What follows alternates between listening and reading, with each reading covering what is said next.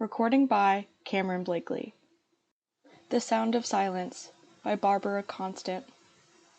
Most people, when asked to define the ultimate in loneliness, say it's being alone in a crowd, and it takes only one slight difference to make one forever alone in the crowd. Nobody at Hoskins, Haskell and Chapman Incorporated knew just why Lucilla Brown, Gigi Hoskins' secretary, came to work half an hour early every Monday, Wednesday, and Friday. Even Gigi, had he been asked, would have had trouble explaining how his occasional exasperated wish that just once somebody would reach the office ahead of him could have caused his attractive young secretary to start doing so 3 times a week, or kept her at it all the months since that first gloomy March day. Nobody asked Gigi, however, not even Paul Chapman, the very junior partner in the advertising firm, who had displayed more than a little interest in Lucilla all fall and winter, but very little interest in anything all spring and summer. Nobody asked Lucilla why she left early on the day she arrived early. After all, 8 hours is long enough, and certainly nobody knew where Lucilla went at 4:30 on those 3 days, nor would anybody in the office have believed it, had he known. Lucky Brown? Seeing a psychiatrist? The typist would have giggled, the office boy would have snorted, and every salesman on the force would have guffawed. Even Paul Chapman might have managed a wry smile. A real laugh had been beyond him for several months. Ever since he asked Lucilla confidently, "Will you marry me?" and she answered, "I'm sorry, Paul. Thanks, but no thanks." Not that seeing a psychiatrist was anything to laugh at in itself. After all, the year was 1962, and there were almost as many serious articles about mental health as there were cartoons about psychoanalysts, even in the magazines that specialized in poking fun. In certain cities, including Los Angeles, in certain industries, especially advertising, "I have an appointment with my psychiatrist" was a perfectly acceptable excuse for leaving work early. The idea of a secretary employed by almost the largest advertising firm in one of the best-known suburbs in the sprawling city of the Angels doing so should not, therefore, have seemed particularly odd. Not would it have if the person involved had been anyone at all except Lucilla Brown. The idea that she might need aid of any kind, particularly psychiatric, was ridiculous. She had been born 22 years earlier in the undisputed possession of a sizable silver spoon, and she was, in addition, bright, beautiful, and charming, with 20/20 vision, perfect teeth, a father and mother who adored her, friends who did likewise, and the kind of luck you'd have to see to believe. Other people entered contests. Lucilla won them. Other people drove 5 miles over the legal speed limit and got caught doing it. Lucilla outdistanced them, but virtuously slowed down just before the highway patrol appeared from nowhere. Other people waited in the wrong line at the bank while the woman ahead of them learned how to roll pennies. Lucilla was always in the line that moved right up to the teller's window. Lucky was not, in other words, just a happenstance abbreviation of Lucilla. It was an exceedingly apt nickname, and Lucky Brown's co-workers would have been quite justified in laughing at the very idea of her being unhappy about anything, to spend 3 precious hours a week stretched out on a brown leather couch, staring miserably at a pale blue ceiling and fumbling for words that refused to come. There were a good many days when Lucilla felt like laughing at the idea herself, and there were other days when she didn't even feel like smiling. Wednesday, the 25th of July, was one of the days when she didn't feel like smiling, or talking, or moving. It had started out badly when she opened her eyes and found herself staring at a familiar blue ceiling. "I don't know," she said irritably. "I tell you, I simply don't know what happens. I'll start to answer someone and the words will be right on the tip of my tongue, ready to be spoken. Then I'll say something altogether different. Or I'll start to cross the street and, for no reason at all, be unable to even step off the curb." "For no reason at all?" Dr. Andrews asked. "Are you sure you aren't withholding something you might ought to tell me?" She shifted a little, suddenly uncomfortable, and then she was fully awake and the ceiling was ivory, not blue. She stared at it for a long moment, completely disoriented, before she realized that she was in her own bed, not on Dr. Andrews' brown leather couch, and that the conversation had been another of the interminable imaginary dialogues she found herself carrying on with the psychiatrist, day and night, awake and asleep. "Get out of my dream," she ordered crossly, summoning up a quick mental picture of Dr. Andrews' expressive face, level gray eyes, and silvering temples, the better to banish him from her thoughts. She was immediately sorry she had done so, for the image remained fixed in her mind. She could almost feel his eyes as she heard his voice ask again, "For no reason at all, Lucilla?" The weather-man had promised a scorcher, and the heat that already lay like a blanket over the room made it seem probable the promise would be fulfilled. She moved listlessly, showering, patting herself dry, lingering over the choice of a dress until her mother called urgently from the kitchen. She was long minutes behind schedule when she left the house. Usually, she rather enjoyed easing her small car into the stream of automobiles pouring down Sepulveda toward the San Diego freeway, jockeying for position, shifting expertly from one lane to another to take advantage of every break in the traffic. This morning she felt only angry impatience. She choked back on the irritated impulse to drive directly into the side of a car that cut across in front of her, held her horn buttoned down furiously when a slow-starting truck hesitated fractionally after the light turned green. When she finally edged her Renault up on the on-ramp and the freeway stretched straight and unobstructed ahead, she stepped down on the accelerator and watched the needle climb up and past the legal 65-mile limit. The sound of her tires on the smooth concrete was soothing, and the rush of wind outside gave the morning an illusion of coolness. She edged away from the tangle of cars that had pulled onto the freeway with her and momentarily was alone on the road. With her rear-view mirror blank, the oncoming lanes bare, and a small rise shutting off the world ahead. That was when it happened. "Get out of the way!" a voice shrieked. "Out of the way! Out of the way! Out of the way!" Her heart lurched, her stomach twisted convulsively, and there was a brassy taste in her mouth. Instinctively, she stamped down on the brake pedal, swerved sharply on to the outer lane. By the time she had topped the rise, she was going a cautious 50 miles an hour and hugging the far edge of the freeway. Then, and only then, she heard the squeal of agonized tires and saw the cumbersome semi-trailer coming from the opposite direction rocking dangerously. Jackknife into the dividing post that separated north and southbound traffic, crunched ponderously through them, and crashed to a stop several hundred feet ahead of her and squarely athwart the lane down which she had been speeding only seconds earlier. The highway patrol materialized within minutes. Even so, it was after 8 by the time Lucilla gave them her statement, agreed for the umpteenth time with the shaken but uninjured truck driver that it was indeed fortunate she hadn't been in the center lane, and drove slowly the remaining miles to the office. The gray mood of early morning had changed to black. Now there were two voices in her mind, competing for attention. "I knew it was going to happen," the truck driver said. "I couldn't see her over the top of that hill. All I could do was fight the wheel and pray that if anybody was coming, he'd get out of the way." She could almost hear him repeating the words, "Get out of the way, and right on the heel of his cry came Dr. Andrews' soft query, "For no reason at all, Lucilla?" She pulled into the company parking lot, jerked the wheel savagely to the left, jammed on the brakes. "Shut up!" she said. "Shut up, both of you!" She started into the building, then hesitated. She was already late, but there was something. Get out of the way, for no reason at all, She yielded the impulse and walked hurriedly downstairs to the basement library. "That stuff I asked you to get together for me by tomorrow, Ruthie," she said to the gray-haired librarian. "You wouldn't by any chance have already done it, would you?" "Funny you should ask." The elderly woman bobbed down behind the counter and popped back up with an armload of magazines and newspapers. "Just happened to have some free time last thing yesterday. It's already charged out to you, so you just go right ahead and take it, dearie." It was 8:30 when Lucilla reached the office. "When I need you, where are you?" Gigi asked sourly. "Learned last night that the top dog at Carey Carton Corporation is in town today, so they pushed that conference up from Friday to 10 this morning. If you'd been here early, or even on time, we might at least have gotten some of the information together." Lucilla laid the stack of material on his desk.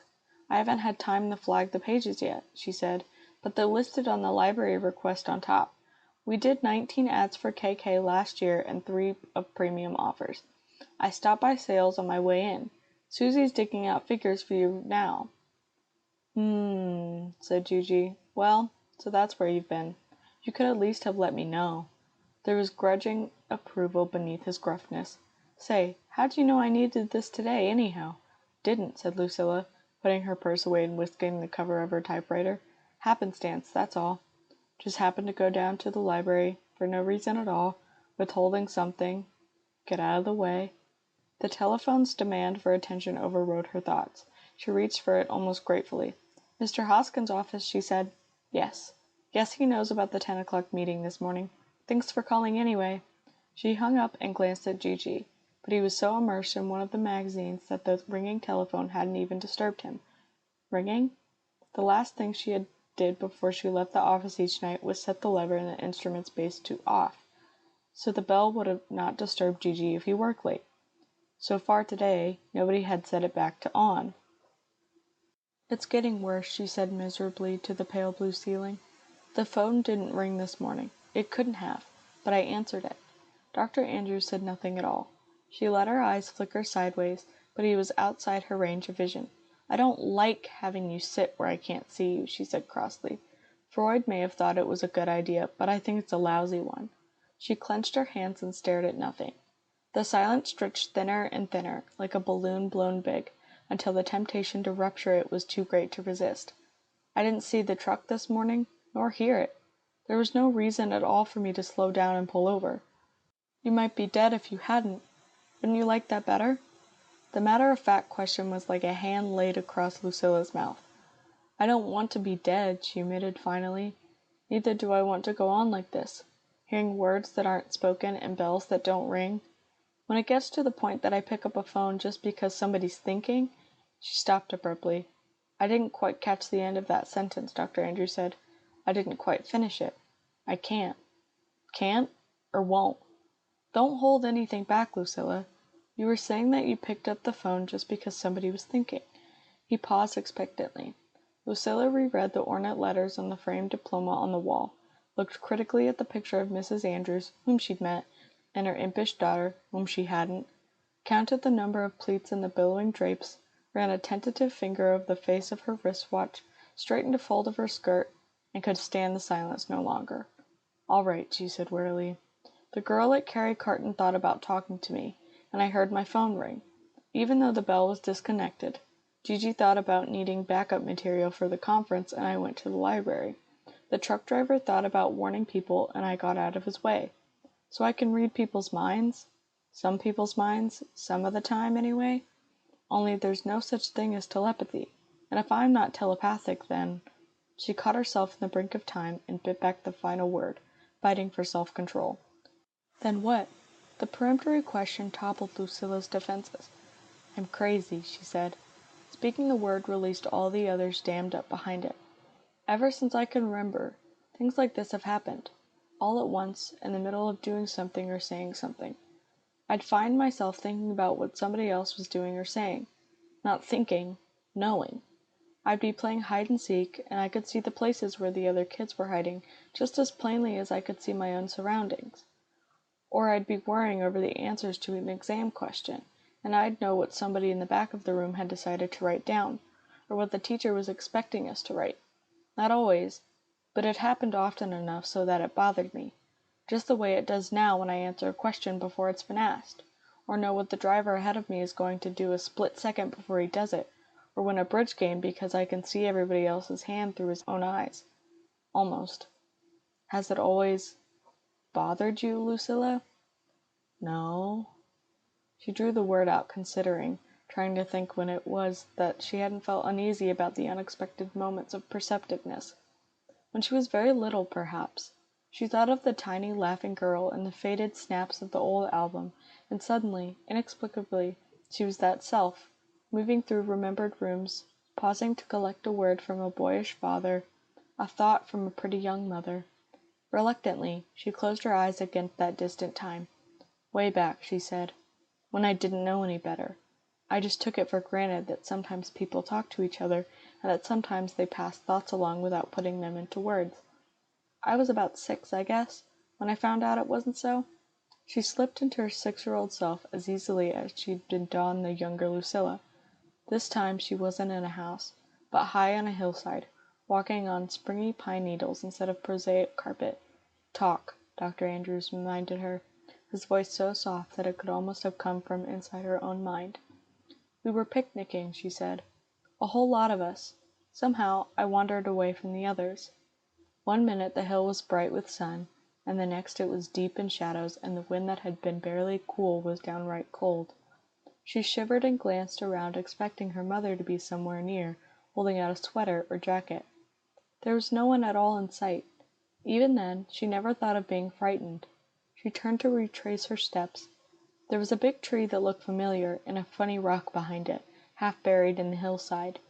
She was trudging toward it, humming under her breath, when the worry thoughts began to reach her. Only a little creek, so I don't think she could have fallen in. Not really any bears around here, but she never gets hurt. Creek, bear, twisted ankle, dark, cold. She had veered from her course and started in the direction of the first thought, but now they were coming from all sides, and she had no idea at all which way to go. She ran wildly then, first one way, then the other, sobbing and calling, "Lucilla!" The voice sliced into the night, and the dark mountainside and the frightened child were gone. She shuddered a little, reminiscently, and put her hand over her eyes. Somebody found me, of course. And then Mother was holding me and crying, and I was crying too, and telling her how all the different thoughts at once frightened me and mixed me up. She scolded me for telling fibs, and said that nobody except crazy people thought they could read each other's minds. "I see," said Dr. Andrews. "So you tried not to, of course. And any time you did it again, or thought you did, you blamed it on coincidence, or luck, and had that nightmare again." "Yes, that too. Tell me about it." "I already have, over and over." "Tell me again, then." "I feel like a fool repeating myself," she complained. Dr. Andrews made no comment. "Oh, all right. It always starts with me walking down a crowded street, surrounded by honking cars and yelling newsboys and talking people. The noise bothers me, and I'm tempted to cover my ears to shut it out. But I try to ignore it, instead, and walk faster and faster. Bit by bit, the buildings I pass are smaller, the people fewer, the noise less. All at once, I discover there's nothing around at all but a spreading carpet of gray-green moss, years deep, and a silence that feels as old as time itself. There's nothing to frighten me, but I am frightened, and lonesome, not so much for people, but for a sound. Any sound. I turn to run back toward town, but there's nothing behind me now but the same gray moss and gray sky and dead silence. By the time she reached the last word, her throat had tightened until speaking was difficult. She reached out blindly for something to cling to. Her groping hand met Dr. Andrews', and his warm fingers closed reassuringly around hers. Gradually the panic drained away, but she could think of nothing to say at all, although she longed to have the silence broken. As if he sensed her longing, Dr. Andrews said, "You started having the dream more often just after you told Paul you wouldn't marry him. Is that right?" "No, it was the other way around. I hadn't had it for months, not since I fell in love with him. Then he got assigned to that Which Tomorrow show, and he started calling me Lucky, the way everybody does, and the dream came back." She stopped short and turned on the couch to stare at the psychiatrist with startled eyes. "But that can't be how it was," she said. "The lonesomeness must have started after I decided not to marry him, not before. I wonder why the dream stopped when you fell in love with him." "That's easy," Lucilla said promptly, grasping at the chance to evade her own more disturbing question. "I felt close to him, whether he was with me or not. The way I used to feel close to people back when I was a little girl, before that day in the mountains, when Mother said, 'That was when you started having the dream, wasn't it?'" "How'd you know?" "I didn't, not until just now. But, yes, that's when it started. I'd never minded the dark or being alone, but I was frightened when Mother shut the door that night, because the walls seemed so solid now that I knew all the thoughts I used to think were with me that were just pretend. When I finally went to sleep, I dreamed, and I went on having the same dream, night after night after night, until finally they called the doctor, and he gave me something to make me sleep." "I wish they'd called me," Dr. Andrews said. "What could you have done? The sleeping pills worked, anyway, and after a while I didn't need them anymore, because I'd heard other kids talking about having hunches and lucky streaks, and I stopped feeling different from the rest of them, except once in a while, when I was so lucky it bothered me." "And after you met Paul, you stopped being too lucky, and the dream stopped?" "No!" Lucilla was startled at her own vehemence. "No, it wasn't like that at all, and you'd know it if you'd been listening. With Paul, I felt close to him all the time, no matter how many miles or walls or anything else that was between us. We hardly had to talk at all, because we seemed to know just what the other one was thinking all the time, listening to music or watching the waves pound in or just working together at the office. Instead of feeling odd when I knew what he was thinking or what he was going to say, I felt good about it because I was so sure it was the same way with him and what I was thinking. We didn't talk about it. There just wasn't any need to. She lapsed into silence again. Dr. Andrews straightened her clenched hand and stroked the fingers gently. After a moment, she went on. He hadn't asked me to marry him, but I knew he would. And there wasn't any hurry, because everything was so perfect anyway. Then one of the company's clients decided to sponsor a series of fantasy shows on TV, and wanted us to tie in the ads for next year with the fantasy theme. Paul was assigned to the account, and Gigi let him borrow me to work on it, because it was such a rush project. I'd always liked fairy stories when I was little, and when I discovered there were grown-up ones too, like those in Unknown Worlds and the old Weird Tales, I read them too. But I hadn't any idea how much there was, until we started buying copies of everything there was on the newsstands, and then ransacking musty little stores for back issues and ones that had gone out of publication, until Pa's office was just full of teetery piles of gaudy magazines, and everywhere you looked there were pictures of strange stars and eight-legged monsters and men in spacesuits. So what did the magazines have to do with you and Paul? The way he felt about them changed everything. He just laughed at the ones about spaceships and other planets and robots and things, but he didn't laugh when it came across stories about, well, mutants and people with talents. Talents? Like reading minds, you mean? She nodded, not looking at him. He didn't laugh at those. He acted as if they were, well, indecent, the sort of thing you wouldn't be caught dead reading in public. And he thought that way too, especially about the stories that even mentioned telepathy. At first, when he brought them to my attention in that disapproving way, I thought he was just pretending to sneer, to tease me, because we knew they could be true. Only his thoughts matched his remarks. He hated the stories, Dr. Andrews, and was just determined to have me hate them too. All at once I began to feel as if I didn't know him at all, and I began to wonder if I'd just imagined everything all those months I felt so close to him. And then I began to dream again, and to think about that lonesome silent world even when I was wide awake. "Go on, Lucilla," Dr. Andrews said, as she hesitated. "That's all, just about. We finished the job and got rid of the magazines, and for a little while it was almost as if those 2 weeks had never been, except I couldn't forget that he didn't know what I was thinking at all, even when everything he did almost made it seem as if he did. It began to seem wrong for me to know what he was thinking. Crazy, like my mother had said, and worse somehow. Not well, not even nice, if you know what I mean. Then he asked you to marry him. And I said no, even when I wanted oh so terribly to say yes and yes and yes." She squeezed her eyes tight, shut to hold back a rush of tears.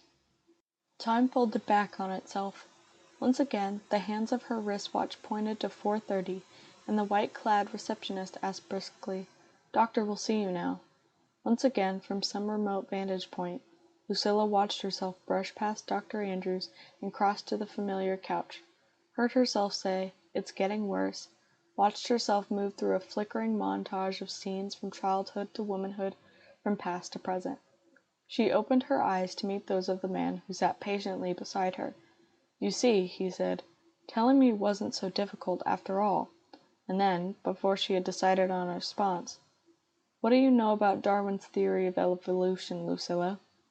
His habit of ending a tense moment by making an irrelevant query no longer even startled her. Obediently, she fumbled for an answer. "Not much. Just that he thought all the different kinds of life on Earth today evolved from a few blobs of protoplasm that sprouted wings or grew fur or developed teeth, depending on when they lived and where." She paused hopefully, but met with only silence.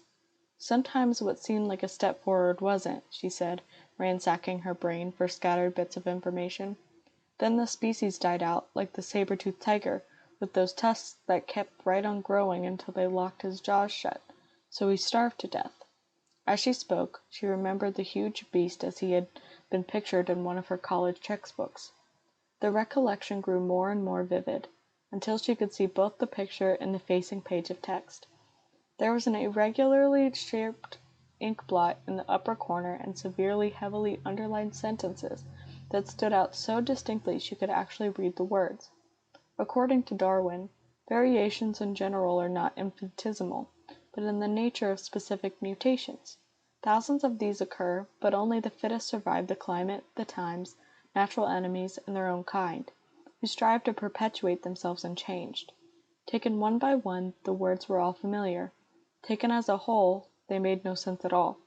She let the book slip unheeded from her mind, and stared at Dr. Andrews in bewilderment. "Try saying it in a different way." "You sound like a school teacher humoring a stupid child." And then, because of the habit of obedience was strong, "I guess he meant that tails didn't grow an inch at a time, the way dogs got cut off, but all at once. Like a fish being born with legs as well as fins. Or a baby saber-tooth showing up among tigers with regular teeth.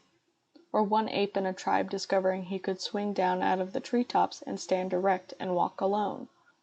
He echoed her last words, "and walk alone." A premonitory chill traced its icy way down Lucilla's backbone. For a second she stood on gray moss, under a gray sky, in the midst of a gray silence. He not only could walk alone, he had to. "Do you remember what your book said?" "Only the fittest survive," Lucilla said numbly, "because they have to fight the climate, and their natural enemies, and their own kind." She swung her feet to the floor and pushed herself into a sitting position. "I'm not a mutation. I'm not. And you can't say I am, because I won't listen." "I didn't say you were." There was the barest hint of emphasis on the first word. Lucilla was almost certain she heard a whisper of laughter, but he met her gaze blandly, his expression completely serious. "Don't you dare laugh," she said nonetheless. "There's nothing funny about being able to read people's minds," Dr. Andrews said helpfully.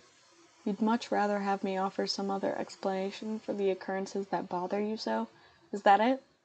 "I guess so." "Yes, it is. A brain tumor, or schizophrenia, or anything at all that could make me be cured, so I could marry Paul and have children and be like everybody else. Like you." She looked past him to the picture on his desk. "It's easy for you to talk." He ignored the last statement. "Why can't you get married anyway?" "You've already said why. Because Paul would hate me. Everybody would hate me, if they knew I was different." "How would they know? It doesn't show. Now if you had 3 legs, or a long bushy tail, or outsized teeth—" Lucilla smiled involuntarily, and then was furious at herself for doing so and at Dr. Andrews for provoking her into it.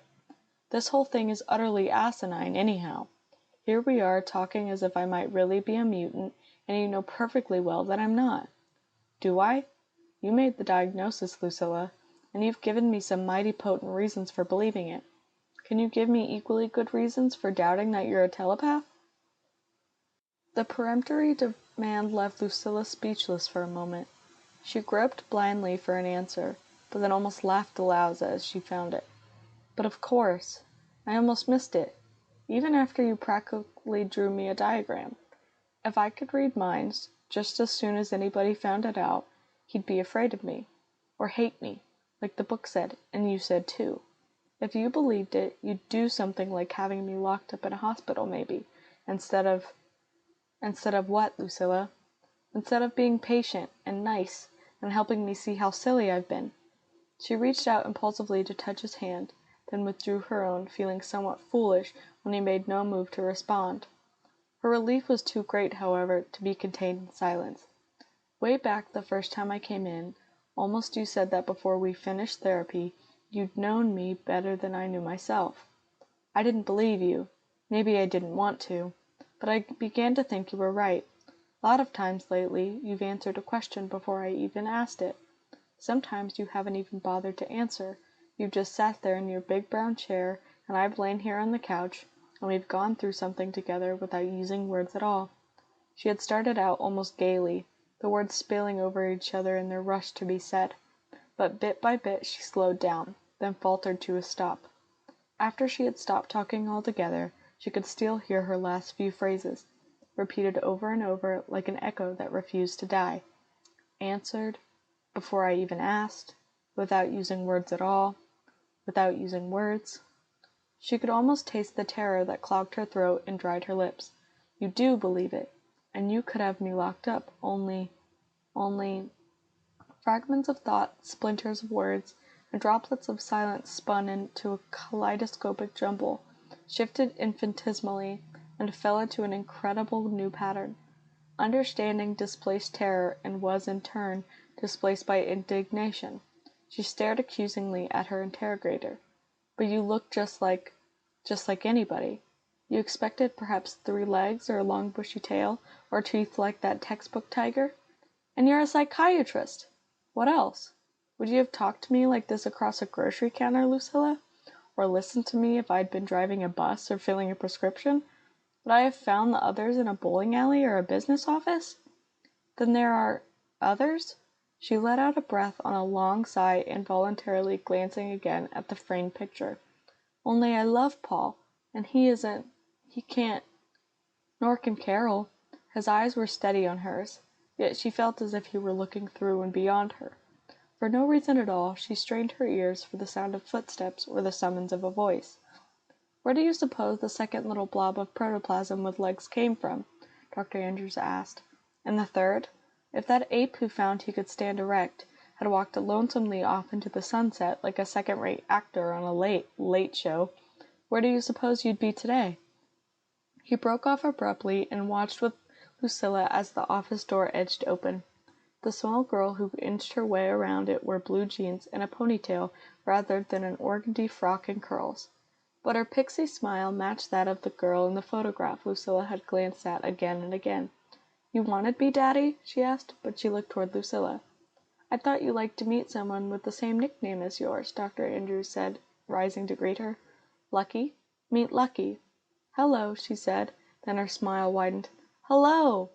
But I don't have to say it, do I? I can talk to you just the way I talk to Daddy and Uncle Whitney and Big Bill." "Hello yourself," said Lucilla. This time when the corners of her mouth began to tick upward, she made no attempt to stop them. "Of course you can, darling. And I can answer you the same way, and you'll hear me." Dr. Andrews reached for the open pack of cigarettes on his desk. "A private conversation, girls, or can I get in on it too? It's impolite to interrupt, Daddy." "He's not exactly interrupting. It was his conversation to begin with."